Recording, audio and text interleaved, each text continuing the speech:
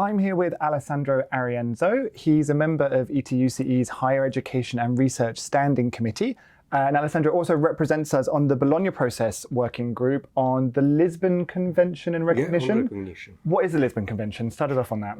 It's a convention that was stated by the Council of Europe and UNESCO in 1997. It's up to now we have 57 countries on this convention, and the idea is establishing policies and the legislative framework through which these countries can approve the university degrees and the qualification of citizens and students between the countries. So basically what you study in a country is recognized by another.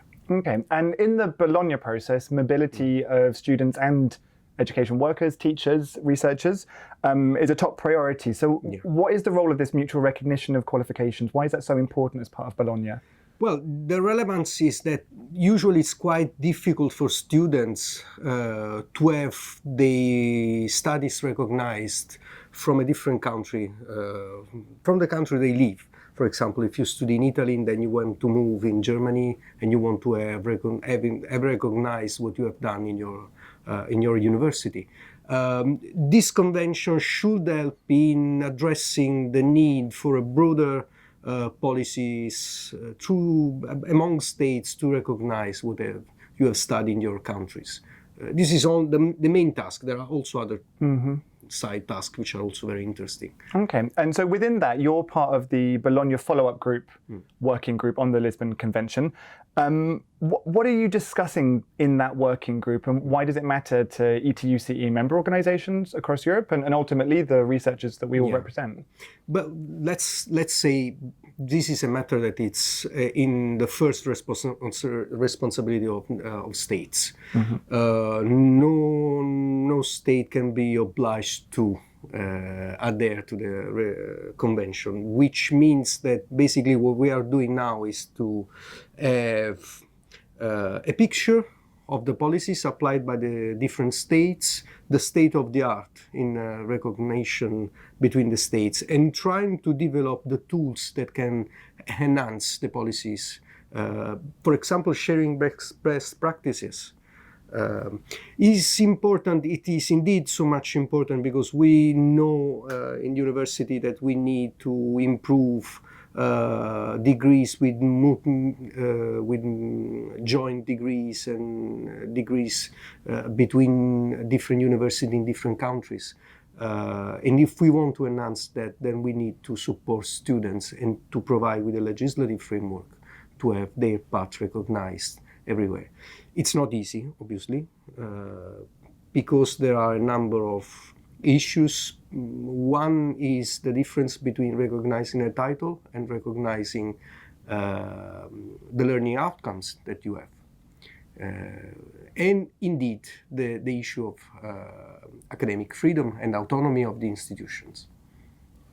So talking about the academic freedom and things like that, what's the specific stance of ETUCE within this? So, it's quite a technical process figuring out how recognition can work. What are we as an organization, as a family of unions, really asking for in the working group? As a union, obviously, it's a very technical issue, but at the same time, it's also very political in a way. You try to enhance mobility, you try to have different institutions from different countries working together, both respecting the need of the students to have their path recognized, but on the other side, the freedom of an institution to evaluate the students and also evaluate the mobility. And so this is a very political, academic and political issue at the stake in which the unions can play a role. And also the unions can play an important role in letting the complexities of the matter known within the institutions. We have a lot of colleagues who are asked to organize, for example, joint degrees, and they don't know how. And they sometimes don't know how complex it is, but also the opportunities of the process. Unions can speed up the process and help people and practitioners in developing the tools. So I would say that it's important for us to stay there. Yeah, and indeed, that's really key. You yourself, you're still working as an academic at the same time as doing this, so you have that real world experience of that tension between standardization and norms, and then also academic freedom and institutional autonomy. That's the issue.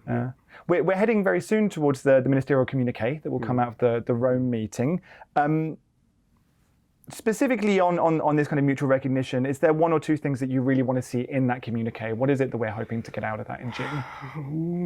Well, I'm scared on the idea of the push that the Bologna process tries to have in automatic recognition. I don't like the idea of automatic recognition as being the main objective of Bologna process. Fortunately and likely, I don't see this risk in this declaration at the moment. It seems to me that it's on the issue of recognition is quite very balanced. This is obvious because countries don't like the idea of automatic recognition of titles unless it is done by a mutual agreement by, as today, one or two countries basically. And on academic freedom, it seems to me that there are good points in this declaration. We've been working quite a lot on that.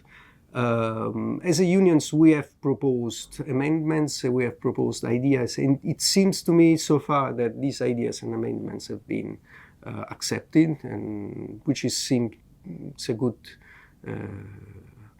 good result of our work. Cool. Thank you very much, Alessandro. Thank you. Thank you.